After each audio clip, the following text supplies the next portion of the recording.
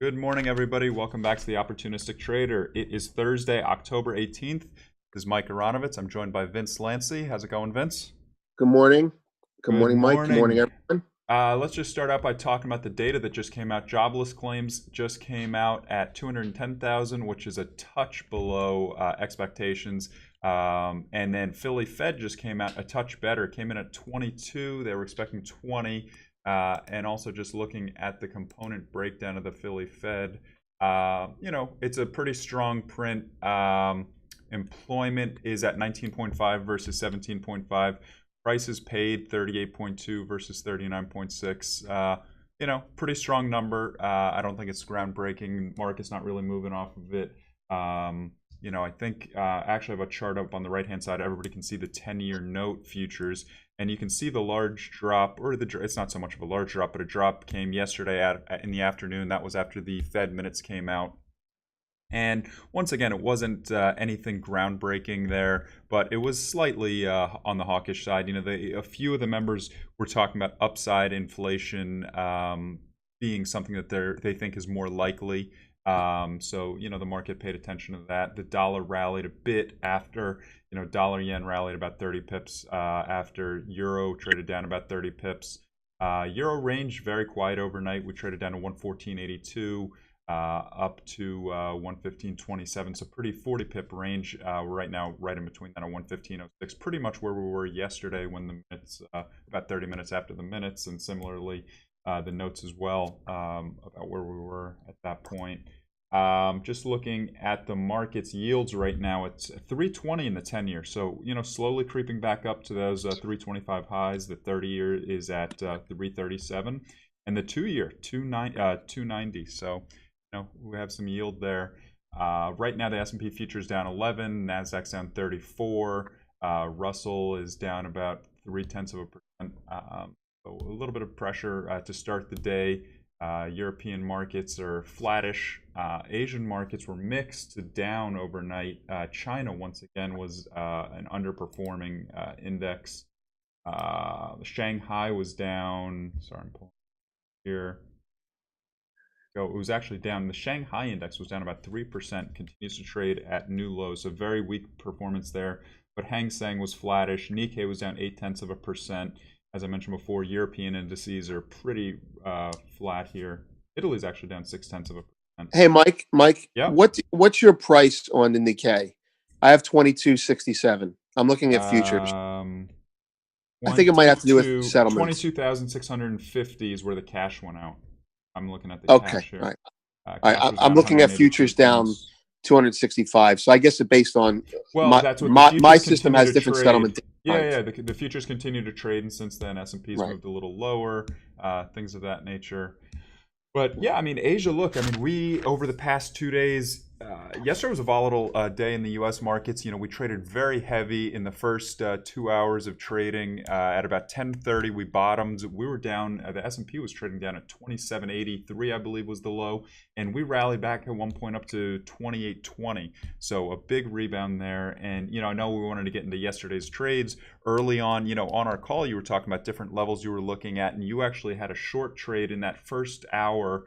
Where I think you sold, you can say it, but I think you sold it like 27.93, where did you sell? You made about 10 points. I covered at 93. My stop, I sold at 28 even, and I had a stop out of 28.03 in that level. Right. 28.03 was a stop out level. 20. In fact, I have the chart and I have the level still. Let's talk about that one. So just real quick. So Vince on that, made about 10 points on that trade early on in the day. In the middle of that selling, he talked about a number of reasons for that level, and I'm going to ask him about that in a minute. What he saw, what his signals picked up on that. So we'll talk about that. But then also later in the day, Larry had 2 trades from the long side that made money, made about 10 points total. And so it just goes to show, in this volatile market, what we continue to talk about, there are tons of opportunities. You just got to wait for the right setup. I have a few things that I'll add to why Larry put on his trades, what signals he was looking at, and it has to do with the volatility index. But first, Vince, if you can go over, what were you looking at yesterday that made you think that it was going to continue to accelerate to the downside? Yeah, I was totally wrong on that call. Typically, when it's basically a volatility-based system. So why don't we just call it VBS? when I get a signal or a trade on the VBS, it kind of, when it's right, it captures the first most impulsive move of a bigger move. And I often lament that I'll take my profits and the market will continue to move. In fact, I went into the chat yesterday and said, I think I directed it at Sunil, and I said, you know, deprecatingly, I said, oh, well, I took off my position. I think we're probably going to go a lot lower now. And I turned out to be entirely wrong on that. It did spike lower for another hour, but reversed and ripped your face off if you were short. So first of all, number one, the system worked and stopped me from being a pig. Number two, I have to rethink my theory that it only captures the first impulsive part of a much bigger move. And number three, I was thinking, not system based, but I was thinking as I took off the position that the tick data, which I thought was the why the market valued that for some reason, and we rallied 2 days ago.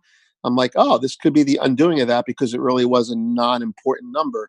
I think we're going to zero now. As traders often do, we extrapolate to zero, and I cover my position, and we reversed, and I would have gotten my face ripped off. And Larry, short side Larry, played from the long side and made money. So yesterday was a reversal day or upside down day for me. I was happy to watch him do that. But well, while you're that's being pretty much critical, it. you took 10 points out of the market, and that's all that matters. Yeah, no, I know exactly that. In fact, and I say this to people who have favorite stocks. I think the takeaway for people that are beginning or intermediate and have a good feel for certain stocks like a Facebook or a FANG, and they would rather trade what they know than what they don't know. That I agree with that concept. I want to throw the other side of that coin. I will obsess about a market that I know intimately and miss other trades because of it. So, for example, because I'm waiting for this bearish signal in gold, because I'm waiting for this bearish signal in oil, I will obsess about them. But meanwhile, I have a systematic approach that applies to other markets, and it works in the S&P. So I put the trade on, I took it off, and I wasn't emotional about it. And I think that's key. Not being emotional about a trade is key. And had I been emotional and it was one of my pet products, I probably would have said, I'm not taking that short off. I'm going to add to that position. Point being, if you are very familiar with a product and you like trading it, that's great because you have a good feel for it. But be aware of the risk of not being objective because you are vested egotistically in a product. That's why the S&P trade worked, because I didn't care. You know what I mean? Yeah. Well, it's interesting. So Larry's in Chicago right now. He's flying back today, but he had a few trades yesterday, and he wanted me to pass along a few thoughts on that one trade that he made about 9 points on. He bought S&P late in the day. Actually, here from exactly when at 2:15. And what he was looking at that point is we had a volatile day. We sold off to about 40 handles at one point, rallied back about 40 handles, and then when we started to come down, so he bought the S&P at 08 after we traded 17 or 18. And he noticed that volatility at that time was not picking up as much as he would have thought, given that we just dropped 10 points. And so he thought that was a tell that the market was going back higher. The fact that volatility was not climbing when we just sold off 10 handles. And so he bought there and the market rallied back. And, he took the trade. It was just a trade. And he made, he paid 17, sold 16. So he made 9 points on that trade. And, just took it as a trade. He was actually looking to sell at 28.15 late in the day, but we sold off down to well below like 28.04, 03, and so he canceled that limit. And then the market did actually get back through that level, and then overnight we've been trading lower. But what it comes down to is there are a lot in this volatility: 18 vol, 20 vol, 25 vol. We got a lot of 10-point moves. So you just got to wait for the right setup, the right signals you're looking for, and be patient and be disciplined as well, because if you sold around where Vince sold at 28.03, Market moves lower, you're feeling good. Next thing you know, though, 3 hours later, it's trading 28.20. What do you do there? You got to pay attention, keep your stops, and at the same time, if you had originally sold at 28.03 and not taken them back where Vince did, it's probably the right situation to probably trail a stop and, potentially the market moves 20 points in your favor. You don't want that to go in your face, so probably eventually trail your stop to break even, if not potentially grab some profits. I think Larry continues to talk about in these environments, you want to take profit because there are going to be a lot of trades, 10 points here, 8 points, 5 points, 7 points, 7 points, 7 points. There's potentially 8 or 9 trades a day when you have an 18 vol, 20 vol. Right. The market's forgiving. Don't get married to any one trade, especially if the opportunities are out there for active traders. Yeah. Like you said. Another interesting market. So just kind of looking at things, crude is just in a bit of free fall here. Where we broke through 70. We had option expiration at 70 yesterday. And we were just trading 75, 76 range a few days ago. There was news over the weekend. The Saudi news continues to dominate the markets. But if anything, that seems like that might be a catalyst to the upside. And so, even Sunday night markets gapped higher when there was this Saudi news. I think we traded almost $73 right in the first 10 minutes of trading Sunday night in that illiquid trading. And then we've been straight offered since. And here we are. We're crude I'm looking at here is trading 68.80, which is down 92 cents. So, we're actually going to be speaking with Phil Flynn at 10 a.m. Eastern, and he's been a crude bull for a number of months. And, we're getting in that range where we're 10% off, more than 10% now off the high, probably 12 or 13%. That's a good chunk. You get those trend followers that have done really well with crude all year because it's been up. At one point, it was up almost 30%. We're getting back to levels where some people have gotten to these trades in the past 2 weeks. If you bought any time in the past 2-3 weeks, about 2 weeks, 3 weeks, you're down money at this point. So it starts to complicate things. You get people starting to get out uncomfortable at different levels. Yeah, I hear you. I would definitely want to hear Tracy's technical levels because I see like a channel that we're back down in, that we're at the bottom of on the upslope, and I would like to make a comment, and I'll put this as a question to Bryn in the chat room. I have been, I pay close attention to Brent TI, and my feeling has not always, but usually been Brent. If the markets rally, that spread blows out. If the markets drop, that spread comes in. But here we are with the markets lower, and that spread is blowing out. And so I have to ask myself, are we looking at? And this is it blows my idea out of the water, and I have to ask myself, and actually I'll put it to Bryn, is are we looking at a real fundamental issue here, meaning WTI? There's a throttle getting it out of the U.S. because we're exporters now, or is there actually less demand for it? Is there some logistics issue?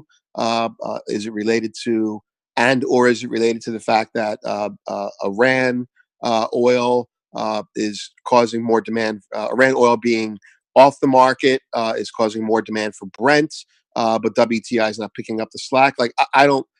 I'd like to learn more about this because my theory's blown out of the water right now, and the spread is blowing out as the markets are going lower, and that kind of is freaking me out. I think I need a little fundamental education. Well, by the way, I got a sell signal on oil and daily, not one that I will do though.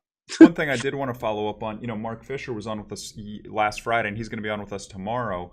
And he mentioned last Friday, and you can listen to his interview. It was pretty short, probably under 10 minutes. And he mentioned that he thought crude might have some downside, and that at that point we're trading $72, $73. And one of the things he was saying is basically with all this pressure in Saudi Arabia, obviously the president of the United States has been vocal about wanting oil prices lower. In a way, almost the Saudis would kind of appease and kind of do what they can to kind of soften the blow of the oil prices to kind of I can agree. I can confirm that from real experience when I was trading energy on the floor, and the same exact thing happened. Mark sounds to be echoing something that happened years ago.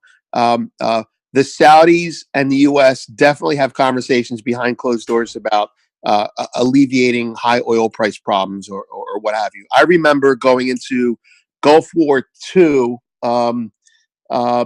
the price of oil was right before we started the whole shock and awe thing, the price of oil skyrocketed and then plummeted. It was like $20 to $29 and back down. Like those are those are prices we haven't seen for a long time. But and I asked someone who fundamentally understood the market, an analyst, someone like a Phil Flynn. I said, why do we just sell off? And he said, oh, that's probably the Saudis getting the clue that we're about to invade, and it's to their benefit. So we asked them to pump as much oil as they can. So Mark's point is, I think, another data point in a legacy of backroom conversations where the U.S. says to the Saudis, "Hey, we're allies for whatever reason. Get the price of oil down a little bit. We're trying to get some stuff done on your behalf over there." So I think Mark, I think that's, Mark is spot on. Doesn't need me to say it, but Mark is spot on in describing what I've seen many times before, and I'm sure he has as well. I think there definitely was a conversation. Yeah, well, he said it's not a high conviction thing, but he mentioned it specifically Friday that he was looking for downside in oil potentially on that.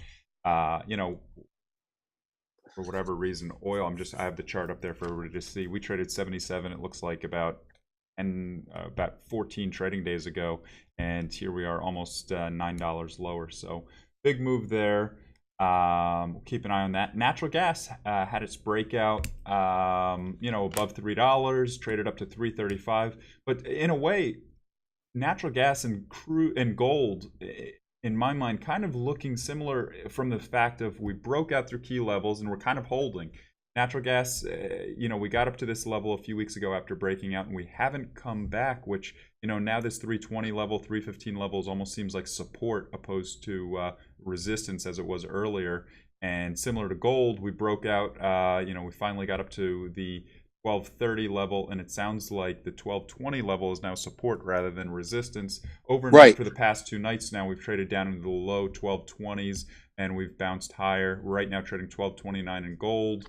I know we have inventory levels in natural gas today, so that'll be key. Typically, we do have Bryn coming on Thursday, but she is not able to join us right now. She's able to type, but isn't able to talk with us today. But she'll be back next week to talk with Mike. That's a good point. And if you're an active trader, you're going to make your money intraday or maybe over a 2-day period. But if you look at the natural gas chart, I hesitate to correlate it with gold because you're about to make me have another obsession where I'm going to start looking for correlations between these two markets. So thank you for doing that and putting that bug in my brain. But seriously, that's a good point, because if you look over a longer time period, maybe natural gas had been oversold for a while and now just got the point and is now correcting itself to a more anchored price in line with the fundamentals. That's again a question for Bryn, but I see your point. Bryn's actually commented back on your question to her. She's listening. She said, definitely logistics, Vince. The scarcity of cheap transportation options to get WTI to the premium price Gulf Coast. It's about LLS prices, not Cushing in that environment. And she has some data there. And then she said the Brent LLS spread will be the spread that follows your intuition. The Brent LLS spread. Okay, fine. I'm in the wrong window. I'm in the insights right now. Thank you, Bryn. And I will be asking you what LLS is in a second, because now you got me interested in fundamentals again on the market. And as Bryn says, here's the information. Well, actually, she says it more eloquently. She gives the facts, we make decisions on trades, and that's really helpful. So it is logistics. I feel very smart. Thank you, Bryn. That's really cool. So that's, we'll have Phil talking about energy later. Bryn will definitely be typing about some energy updates later. I'm interested to see how natural gas reacts to this inventory report later today, because here we are, 325, and volatility has picked up dramatically in natural gas, and so it'll be an interesting report today. RBOB is down 1.5% today. So RBOB, I think I just looked. I mean, I don't have the chart up, and I will bring it up in a minute. But I think it was just a few weeks ago we were at 215 or 213, and here we are at $1.88. So that is good good for the price at the pump. Definitely coming down a little bit, but Yeah, the crack has been the crack has been discussed a lot in the chat recently, and I haven't been focused on it, but maybe I should be. A comment about a technician's comment about natural gas. I want to throw out there. If I look at the daily chart of natural gas, I look at the last 7 or 8 days as you know, a back and forth, probably great day trading, whippy movement.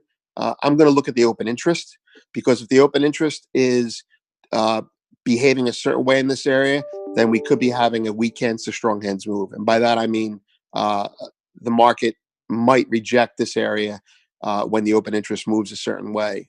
I'm looking at this market as a possible, 30-cent move in either direction if the open interest is doing what I think it is. Reports notwithstanding, I'm just saying I recognize a pattern here that might be worth a trade. You know, one comment I want to get back to, I heard you say a while ago, it might have been weeks ago at this point, you made a comment about the old Dr. Copper, that Yeah, it is still Dr. Copper, but it's just not for the US markets, Dr. Copper. And I'm just yeah, I pulling think up I a gave a nice chart. little soundbite on that. Uncharacteristic for me to be so concise. Yeah, Dr. Copper is still, what did I say? He's still the Dr. doctor, Copper is but he's maybe still a not the US doctor. doctors. He's actually just uh, relocated to China or something like that. I said, but yeah. I believe that. I believe that. Am I proven wrong? Well, no, Are you you're about to prove not. me What, wrong? what I'm what I'm kind of bringing up. I just brought up the chart of copper, and we had a nice bounce about 2, 3, 4 weeks ago. Yeah, about so you know we were trading in the 260 range, really below 260, and we popped up to almost 285, above 285, and you know we're starting to fade again. We're trading down overnight. We're trading down about 1.5%. We're back to 274, and so you know that continues to underperform for the year and continues to signal, for whatever. I'm not exactly sure what it's signaling, but when you take a look at the global indices, we're still under a lot of pressure. I know the U.S. markets have been resilient, is the only way to say it. You know, yesterday's resilience, we dropped, the S&P was down, and we came back. European markets have been down, Asian markets have been down, Right, right, but you know, right. copper continues to signal. I think a lot of the Yeah, markets are continuing to signal the PMIs, a bit of a slowdown that we aren't seeing right now in the U.S., but definitely taking a bite in the rest of the world. yeah. Those of you who trade stocks and are not prone to looking at copper at all. Uh, Many stock traders, and I bet you Larry was one for years, would look at copper because it was an industrial product, industrial metal, as an economic indicator. So if the demand for copper was high in the U.S., the price of copper went up, that would often be seen as correlated with a possible rally in stocks. So hence it would be called Dr. Copper. And then it became mainstream. And then, of course, everyone was looking at that. No one was trading copper. They were trading stocks on copper. Uh, uh, but I want to put a caveat on my own comment about China. It is true that copper has been moving largely in tandem with the eastern side of the world, especially the Chinese market. It is true that copper has had a massive lifetime sell-off over the last 6 months. It is also true, to just give a caveat to my own opinion about Dr. Copper being a doctor in China now, that copper uh, is something that is bought by an economy that is building, and so number one, that's why copper does have a correlation with the Chinese market. And here's why that isn't work. Here's why that doesn't work on a day-to-day basis. There is a structural shortage of copper out there, which which may, if it asserts itself, uh, and, and I know this from fundamental analysis and looking at stuff, there is a structural shortage of copper out there right now because miners are shutting down. You know, there's not enough profit in it for them, and that could cause a rally in copper, independent of Asian stocks. So that makes me scared of my own opinion, but I am aware of it. In fact, copper has had a decent little rally where Asian stocks have done nothing over, say, the last couple weeks. Um, The thing that's disappointing is that we can't look at copper as an indicator on the U.S. stock market anymore, and that kind of makes me sad. Yeah. I'm pulling up some stats here. I'm just looking at emerging market index performance. 3-year emerging market index for the past 3 years is right now up 12%, whereas the S&P 500 is the Nasdaq is up 55%, Dow is up 50%, S&P 500 is up 38%. Yeah. There you go. I'd like to see how that's weighed. Do you have anything that you're looking at that you would look at for trading levels today? Because I have some things on my radar, but nothing as strong as I had the last couple of days. Anything that you think is interesting to look at Well, just for a scanning the trade? board right here. Dollar's pretty flat. Right? Pound is Dollar's right now. flat. Yeah, Yeah. very. I mean, Euro, but while I would say flat, Euro's trading at 115, so that's at the lower part of just the other day we're trading 116, but we're really not doing anything in the majors. Dollar yen stuck at 112.50. FX is really a no trade right here. I don't see When you say anything. dollar, I have a question for you as a gold person. When you say dollar, are you looking at the individual pairings, or are you just saying, "Oh, I'll just look at the DXY for that Well, that's the analysis"? well, two things. One, the DXY is about 60% euro. So the dollar index, I don't really even like to look at because you might as well look at the euro. But There you go. while looking at that G3, euro is up a tick, pound's down 14 ticks, dollar yen is down 12 ticks. That is nothing. Right. That's completely nothing. But that's the big story of the year. And it kind of goes back to the way you look at equity markets. If you look at the G10, if you look at the dollar index, it's really not a big mover. But when you ask about how the dollar is doing on a broad base, it's actually performing very, very well because EM is just getting crushed. Dollar Turkey, dollar Mex, So as a dollar basket, Argentina. so as a basket, the DX is. I mean, I know a lot about the DX, DXY but I'm actually learning. does happen to be higher on the year because the euro started above 120, Right. and last year was a weak year for the dollar. That said, we haven't done anything in a number of months. It's been 3, 4, 5 months we've been hovering around Right. this But 115, as 116 level. a product, it would be nicer if it would be, I think, a better indice if we had a dollar index that was more trade weighted than like you just said. What did you say? 40% or 60% About is the euro? 60%. That's DXY is about, I think, 58% is the euro, and that's why. And then if the S. and then it's I like got 10% yen, 10% pounds. That right there, that's close to 80% is the G3. no. And then So it's like so so 5% Aussie, 5% CAD, 3% and, New Zealand. It's right. very, very small. And given the Chinese yuan's emergence on the world stage, the DX is even less relevant now. Wow. Okay, that's interesting because I look at that and then I say that doesn't make sense. Increasingly, as a precious metals trader and an oil trader, increasingly I look at DXY to see if there's any correlation, and it's becoming less and less important to me. I'm looking more and more at individual pairs. I'm becoming a forex trader, much to my chagrin. That's a joke, Mike. At Mike is a least forex trader. With it's funny now. I'm just looking at something actually on Forex, and it's you want to hear something funny. You just calling yourself a Forex trader. It wasn't what I was laughing at. But similarly, I type in oh, Forex thanks, Mike. I here. No, appreciate I'm that. typing in Forex here, and you know what they're throwing in is Ethereum and Bitcoin, and so that's what I was kind of laughing at the way that There you they've kind of go. There you they've go. These are the foreign. These right. are foreign. They've now started to lump in crypto in there. Exactly. Well, they've got to put it somewhere, right? They used to Well, lump in gold with bonds. it, Um, if you take a look year to date, I mean, dollar Turkey is a 50% loser. Dollar against South Africa is 15%. India 15%. Russia 15%. 14%. and weaker currencies in smaller emerging markets means weaker stock markets as well.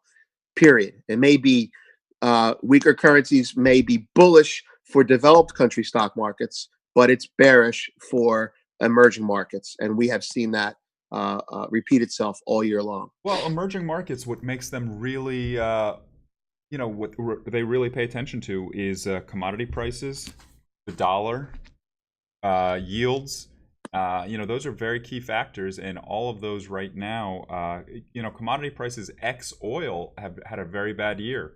And you take a look at interest rates. We've had a big rise, especially in the 2 year. You take a look where that's gone year to date. Yields are significantly higher. Then you take a look at the currency side. The dollar's strengthened dramatically, like I was just pointing out. 10 to 20%. Turkey's 50%. That's a very, very significant move. So all those factors are headwinds for emerging markets. Right. Exactly. So in a complete non sequitur, but related because I'm looking at oil and currencies correlated. Uh, I have a sell signal on oil that I can't act on because the risk reward's not there anymore. But on the chart, and this is a question for Tracy if she's in the chat room. It looks like we have a channel. Like it looks like we don't have support until $68 now. I wonder if there's a trade to be gotten there. If you look at it, we got a trend line going back to, I don't know, before August on the daily. I don't know, gold. I mean, not gold.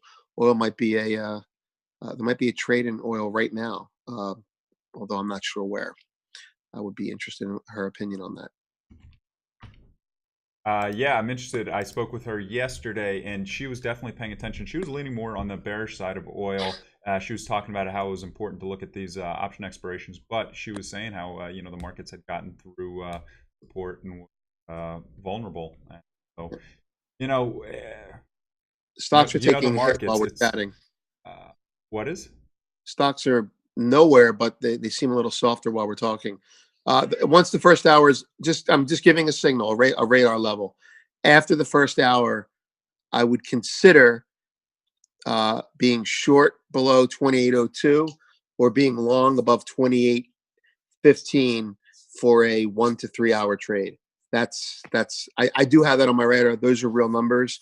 So take me through that. We're trading 05.5 right now. Would you have a firm stop in the market at 02, or do you want to see a trade below there? Is it the sort of thing you need to see the market open? No, it's really, that's why it's not a black box system. Put it simply, if someone's putting up an hourly chart right now, all right, for me, right, the way I have my indicators set up, if the market closes the hour bar, so this is basically based on the candle or the bar. If the candle closes in 56 minutes below 2802.80 or above 2814.90, I'm going to get long or short. And I'm going to have a stop out at the levels I just gave you. So ideally, and this is why even when you get signals, you miss trades. We could be, let's say the S&P, let's say the ES drops. Okay, it's 56 minutes from now. For me, the candle closes and the market is not just below 2802.80, it's trading 2760. Guess what? My risk reward is gone.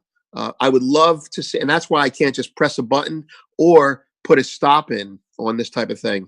If the market, I would love to see the ES trading 2,800 an hour from now. And then I would be able to say, I'm going to short it with a 28,280 stop. I would love to see the S&P trading 28.18 an hour from now, because then I could say I'm buying it with a 28.15 stop. The stops are built into the system. And so because of that, if the market runs away on the signal and you don't get your risk reward, you miss the trade. And I miss so many trades because of that. So I hope that answers your question. I can't set it and forget it before I get in. I can set it and forget it once I'm in on my exits. So I have to watch it for the next 55 minutes. Does that answer your question? Sure. Or address it a little bit? Sure. So, but you also mentioned S&P lower, but it's actually unchanged. Really. Talking the charts up there. S&P right now down 11, NASDAQ down 33. I was looking at the earnings that was posted in the chat. There isn't really any huge names coming out today. I think next week is really a big week. I posted there, there's a bunch of names after the bell. Alcoa is trading higher right now on the earnings, pretty good earnings and guidance. Standout from yesterday, that was one of the bigger names. There was, actually... and not Andy LeBeau, Ed Meir of Commodity Research Group was talking metals with us yesterday, and he thought that Alcoa might be an outperformer. Because that's cool. That's cool. Yeah, he was talking about and I welcome back to Andy. Welcome back to Andy is in line, I guess, right? Yeah. And then just looking at the pre-market movers, big names that are having some earnings guidance. But looking at the FANGs, they're all down. All my FANG names are red, but down very, very small, like 1/4%, 1/2%. So keep an eye on that. That'll definitely be behind a lot. I see Amazon's down 0.5%, $8 right now. I think interestingly, what you're saying, I'm looking at it in a more aggregate way. The S&P, or let's just call it the ES, the Nasdaq, and the Dow are all down the same percentage, which is rare. Yeah. Usually one leads and one follows. I'd like to hear what Larry has to say about that, but unfortunately, well, he'll probably uh, let you know during the day because he'll be active. I do have another level to throw at you, since it does trade more and it's more fun when you're right. The Nasdaq, the mini, the right Nasdaq NQ, I think will be the universal symbol below 7270 point spot 30 or above 7304. After this hour, I would be willing to put. I'd be biased to put trades on for momentum. The reason these are great levels to give, although they may not be winning trades, is because they're built in with very tight risk. It's going to be like 2, 3 to 5 handle stops. So 7304, 7270 over the next hour in Nasdaq are levels that I'm looking at. Since we've been speaking, gold's actually traded down a few bucks. Overnight, it looks like from about 3 a.m. London time, from about 3 a.m. our time, I should say. Gold grinded up from that low to 1220 level up to 1229, and now we're trading 1225. Once again, it seems like this 1220 level must hold for gold, or it could be a bad signal move back down. So that'll be interesting to keep an eye on. I'm looking at copper for the day. Want to see how that holds up, and I want to see how the equity markets, both in Europe and the U.S. kind of trade, and then oil as well. I mean, now we're down $1.08 in oil. We are trading on the low of the day here at 68.64 in DEES. So that'll be interesting to see how the energy names trade today. We have today's schedule. We're speaking with Phil Flynn of the Price Group at 10 o'clock Eastern. 11 o'clock, we have Dave Floyd of Aspen Trading, who has been coming on showing his technical analysis in all different asset classes. He's actually really good with technicals, so if you have any questions on technicals, he likes that sort of participation. And then 1 o'clock, Tom McEntee talking about the equity names he's looking at that have earnings coming up and different ways of playing those earnings. So that'll be at 1 o'clock, Tom. So, we have a full schedule. Larry's definitely chiming in. He's texting me right now, actually, that he can't figure out his phone to get on with us. So I'll get that straightened out, and he'll be on with us shortly. But that's kind of the schedule for the day. Interesting levels here. Right now, as I said, S&P is down 11.5, Nasdaq's down 35, Russell's down percentage-wise about the same. VIX is at 1818, so up about 5%. So we'll see. Do you show the DAX is basically unchanged, Mike? The DAX is, yes, literally down. I say that because DAX I say that because the S&P is down and the DAX is unchanged. Footnote, dear Larry, I'm sure there's going to be a trade in there for you because of that. Maybe you want to short the DAX. I don't know, but that's one of those things that rarely happens. It's our stock market being down without theirs. Yeah, well, U.S. has been outperforming and Europe underperforming. So today, as of right now, at least, outperforming. But it depends where you look, actually, because Italy, as we speak, is down about 0.6%, whereas the FTSE is down tiny. CAC is up tiny. Yeah, we'll see what happens there. So that's the schedule for the day. Phil, Dave Floyd, Tom McEntee, Larry Benedict. Call. Yeah. If you guys have any questions, definitely type them in the chat, and hope to have another good trading day. Just to throw this out there for members, if you're looking to trade crude today, I would throw questions at Tracy because I think she's probably got some technicals to throw at us or levels. If you're looking to trade the S&P, make use of the numbers I gave you to either fade or run with it, and pay attention to how Larry acts in the market today. I think there's some stuff to do. All right. Talk to everybody soon.